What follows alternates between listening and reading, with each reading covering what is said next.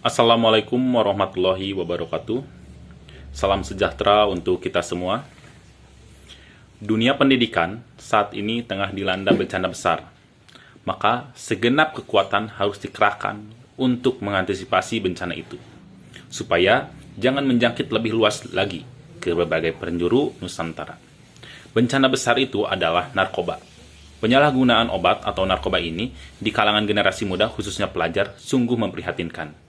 Narkoba telah merenggut kesehatan mereka, narkoba telah menghancurkan masa depan mereka, narkoba membuat mereka tidak waras, narkoba membuat mereka berbuat kriminalitas, narkoba membuat mereka kehilangan segalanya, bahkan nyawa menjadi taruhannya.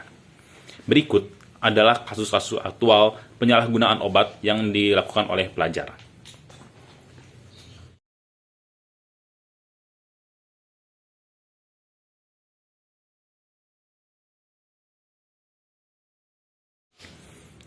Hal tersebut terjadi karena minimnya ilmu agama yang mereka pahami, dan mereka hanya memahami ilmu-ilmu umum tanpa tuntunan agama. Penyalahgunaan obat penyebab rusaknya moral generasi muda, khususnya pelajar, padahal tujuan diselenggarakannya pendidikan begitu sangat mulia. Sebagaimana yang diamanatkan dalam Undang-Undang Republik Indonesia Nomor 20 Tahun 2003 tentang Sistem Pendidikan Nasional, yang dimana isinya bahwa pendidikan nasional berfungsi mengembangkan kemampuan dan membentuk watak serta peradaban bangsa yang bermartabat dan dalam rangka mencerdaskan kehidupan bangsa. Bertujuan untuk mengembangkan potensi peserta didik menjadi manusia yang beriman dan bertakwa kepada Tuhan Yang Maha Esa, serta berakhlak mulia. Adapun solusi permasalahan tadi bisa dengan diterapkannya pendidikan berbasis wahyu memandu ilmu, di mana pengertian wahyu itu sendiri berasal dari kata kerja bahasa Arab waha yang berarti mengungkap atau menginspirasi. Wahyu merupakan petunjuk dari Allah yang diturunkan hanya kepada para nabi dan rasul. Dalam syariat Islam, wahyu adalah kalam atau perkataan dari Allah yang diturunkan kepada seluruh makhluknya dengan perantara malaikat atau secara langsung. Ustadz Muhammad Abduh mendefinisikan wahyu di dalam Risalah At-Tauhid adalah pengetahuan yang didapat oleh seseorang dari dalam dirinya dengan disertai keyakinan bahwa pengetahuan itu datang dari Allah melalui perantara atau tidak pun. Sedangkan ilmu berasal dari bahasa Arab. Ilmu berarti tahu atau mengetahui atau memahami.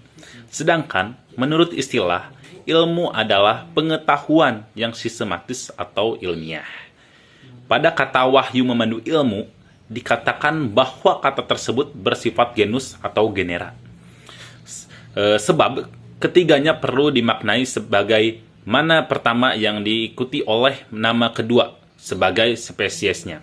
Contohnya, redaksi kata wahyu perlu disandingkan dengan kata Al-Quran atau hadis, sehingga memiliki makna yang jelas dan spesifik.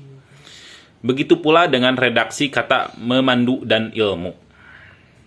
Jika berintegrasi dengan pendidikan, maka tujuan wahyu memandu ilmu itu untuk menjadikan wahyu di sini konteksnya Al-Quran sebagai pemandu bagi pengembangan keilmuan dan kepribadian di lembaga. Nilai agama Islam dijadikan sebagai basis pengembangan keilmuan dan praktik pembelajaran.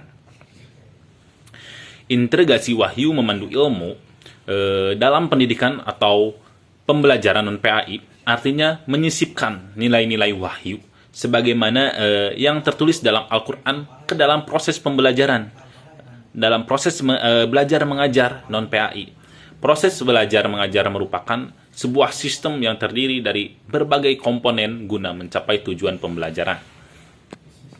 Dan diharapkan akan tumbuh akhlak dan keilmuan yang baik dan sesuai dengan wahyu.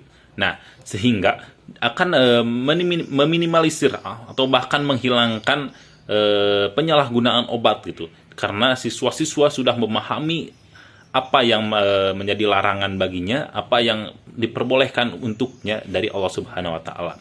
Karena narkoba adalah zat yang buruk untuk tubuhnya, zat yang sangat merusak untuk tubuhnya. Sementara dalam Islam ada larangan untuk memakan hal-hal yang buruk untuk tubuhnya, dan di situ makanan itu akan diharamkan oleh Allah untuk makhluknya itu sendiri. Jadi sekian pembahasan saya kali ini mengenai wahyu memandu ilmu yang diintegrasikan dalam pendidikan untuk mencegah permasalahan-permasalahan di zaman sekarang mengenai permasalahan-permasalahan yang dilakukan oleh para pelajar. Sekian, wassalamualaikum warahmatullahi wabarakatuh.